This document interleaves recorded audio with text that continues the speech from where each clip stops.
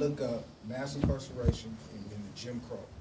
You know what I mean? You gotta look up the Jim Crow and mass incarceration, and it'll help you figure out and understand the dynamics of the system and what they're trying to do. Right? 13th Amendment abolished slavery, technically, right? Supposed to set us free. Except. It's an asterisk in it somewhere, though, you know what I mean? And it says unless a man has committed a crime and been incarcerated, that is the only way. It says freedom shall not exist in these states and territories unless a man has committed a crime and been incarcerated, right? Yeah. Hence why we have over 1 million black men in prison right now. Yes, sir. You know what I mean? I haven't looked up the Latino and Hispanic, you know, but so they're kind of, you got to keep this prison industrial complex going, and they need to keep us in prison, so we can't change the game. But since we know that, you know what I mean? White man told me if you don't want a black man to find something, now put it in the book. They don't read. You know what I mean? We don't read, and only reason why I read is because I was just raised that way with my grandpa. But that's the minority. You know what I mean? I read because I just enjoy reading. But for years, I just been reading books that didn't have nothing to do with nothing. So you gotta do critical thinking and read books that's gonna change your lives or whatnot. So I want you guys to just keep that in your mind. Mass incarceration and the new Jim Crow. You know what I mean?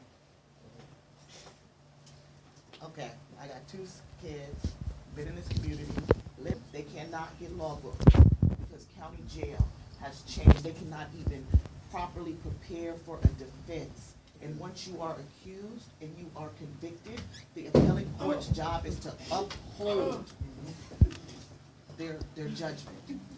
Okay? We have Stephen Mahaney, we have Nicholas Hoskins, Devontae Strickland, that have been taken. And yes, crimes do occur. The mannerism on how sentences are enhanced based on black and brown crimes is racism, institutional racism. And it just, it's institutional as you can get. It takes 59,000 signatures to put a recall in for Bonnie Dumanis. 59,000. No. The recall is going to start April 1st. So you guys are going? You need 10%. 10% of who voted in the last election. How many people voted? Oh, it's 10% of the last election? Yes, the last general election. I thought it was 10. We need that many We thought it was signatures to 148. put a recall onto the That's ballot. exactly what we thought. We need that many signatures. See, that's why we all need to be. Well, we need to get on it. Because the thing is, another thing, they don't want this, right? She's already made the liberal white community mad because she's messing with their marijuana. Right. So you have a whole different group of people who are going to help with those They want black and signatures. brown separate. You know what I mean? Yes, they're after she took them to jail and messed up their dispensaries and all that. Because divided they can conquer. But if I have this knowledge, and you have this knowledge too, but you got this knowledge way up here, you got this knowledge way up there, and I got this knowledge way down here, and ain't nobody communicating like you just saw right here. We putting together a recall, but I'm thinking that you need 148. She just laced my shoes right now. So that's why we all, you know what I mean? We all gotta come together and start putting these things down, because again, the African American population is right under 5%. That's 161,000 black people in San Diego County. We can't do it. You know what I mean? And then half of that is incarcerated. So we really can't do it. So I need my Latino brothers and sisters, man. You know what I mean? Because they hate y'all just as much as they hate us too. You know what I mean? I don't think they're talking exactly either just about black and white either. No. There's No, not it's not. many, It's institutional racism. Just to the institutional racism. Right. But they're meaning everybody, white, black, everybody's the same what's in there. Exactly. Because they'll eat their own.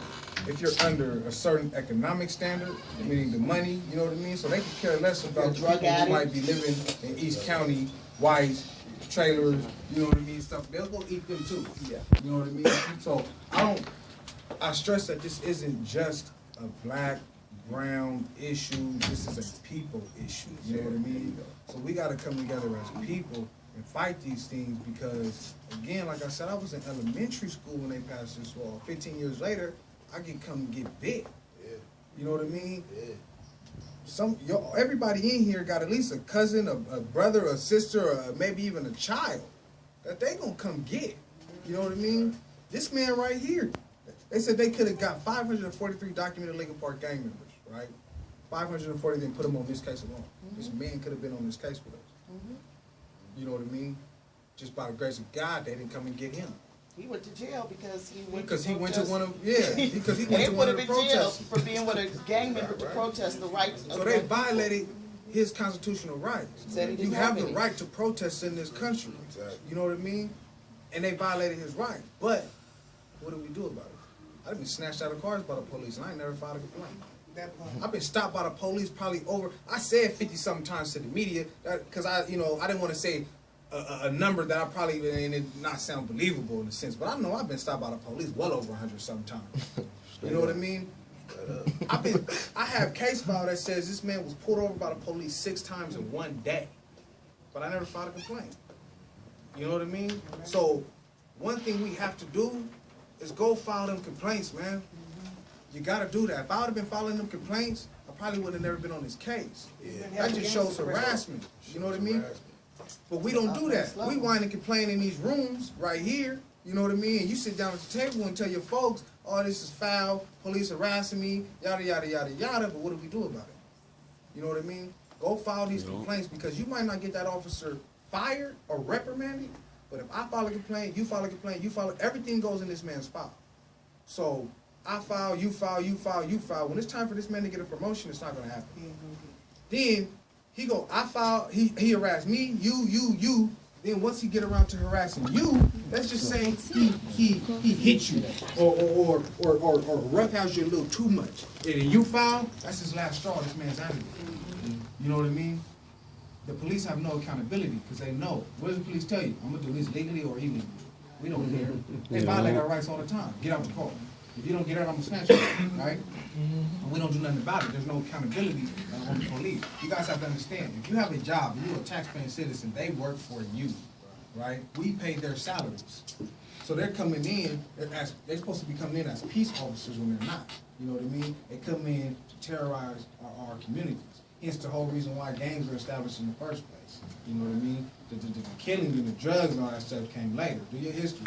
Gangs formed because people were coming in and lynching, raping the women, things in that nature. So we have to police our own communities and evolve and spiral out into something else. So we still have to have that sense of togetherness and pride as a people and hold them accountable. And at the same time, we have to hold ourselves accountable for the things that we do. Now, we'll go rally and protest when the police do something wrong. We need to go rally and protest when another black man kill another black man or another Latino kill another Latino. It should be, exactly. We have prayer visuals when a homie get killed, right? So we only do that. But if somebody go get killed in another neighborhood, whether it doesn't matter what color they are, what hood they're from, we need to go to that prayer vigil too. Amen. You know what I mean? Whether you know them or not. Because we all are victims of this, but we got to stop having that victim mentality. You know what I mean? That, we just feeling sorry. You know what I mean? You're supposed to be the toughest, roughest around, but when the police do something, you curl your tail and just whine and complain about it. We got to fight back, but don't fight back in a negative, belligerent way. We got to fight back in the way in the system is built. Fight them with their own thing. So if they give you the opportunity to go file a complaint, go file a complaint. I'll take it. Call me. Me and my father will come pick you up, take you down to the police station, and file that complaint with you. Because what they try to do is they try to intimidate you, right? The person that you filing the complaint to, he worked for them too, right? So they're trying to, they're going to try to intimidate you. But me and my father going to be there. I'm going to need that. I got you. I was just talking about that yesterday, man. You feel me? I'm kind of, you feel me? I ain't got no violent record, you feel me? I don't got no record at all. But even you feel me? Like, I'm just saying, bro. I just got pulled over by the police. You know, they got me documented as some type of. I'm not a gang member, bro. I keep telling them that. I'm from Lincoln Park, but I'm from the community. Right. I don't mislead the youth, homie. You feel me? I don't tell them this type of shit is cool. I'm not a genocide to the ones that's under me. You feel what I'm saying? And I've never represented that. Never. You feel what I'm saying? So how they got me documented as a ranking violent gang member and all this type of nonsense when all I ever did was I got more achievements than I do failures. I got way more. So it'll speak for me. You feel what I'm saying? I got a good GPA. I graduated. I've had jobs. I'm here now today. That's all they got on me. I said, man, what you got on me? Contempt to go to court because I didn't show up to court. That's it. You feel me? And y'all keep, As much as they document me, I document them too. For every time they stop me, because it's important to me too. Because every time they did stop me, they came up short with nothing. Every single time, year after year after year. You know, but due to circumstances, they're gonna find their ways and reasons to try to mess with me, and you know what I mean, and put stuff on me and all kind of crazy stuff. So yeah, I definitely take part in that. That's what we need too, to get on the game. I went to I a definitely meeting, take part in they that. couldn't even break down what qualifies you to be a gang There's member. 9 different criteria. There's 9 different criteria that they can use against you to document you as a gang member. I can document everybody in this room right now, just off those 9 different criteria. Right? Who you with, what color you got on. And all these different criteria, you have to understand, these things were established way before gangs were established. So we've adopted them. You know what I mean? We've adopted what the community has given us, and then the gang adopted that. That doesn't make you a gang member, like my man just said. I'm from Lincoln Park. I'm from Lincoln Park too. But the community, you understand? You know what I mean? So they want to deem everything as gang related. But like, I'm glad you said that. You said they document, every time they document you on the stop, we need to go document them. And that's what you do on them when you file them complaints.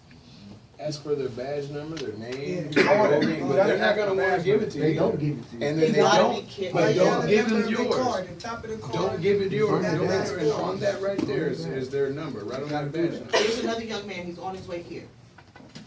Got a call, he's in jail, facing 5 years, terrorist threat on an officer. Was on the bus, the police came on the bus to get him. They told you to come off the bus. He says, I'm coming from school, I'm not getting off the bus. Sounds Rosa Parks show. I'm not getting off the bus. They said, you need to come here now. He said, what is your name and badge number?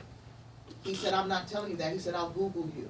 The paperwork sent to my house, the police officer said that was considered a terrorist threat because he is from Lincoln Park, and in 1980-something, a Lincoln Park gang member killed a police officer. The young man was born in 1992. And he, because when we go to jail, a lot of people don't have the family support, we cop a plea. Exactly. And he is currently on paperwork for a terrorist threat, for asking a police officer for their badge. Some of y'all have to sit down when they get you. You want to get out, but you want, and your parents can't make bail, but you're going to have to sit down. You got to take one for the team. Do not continue to plea bargain to these people. Another thing is that we read a letter in here of a young man currently he's in prison for life.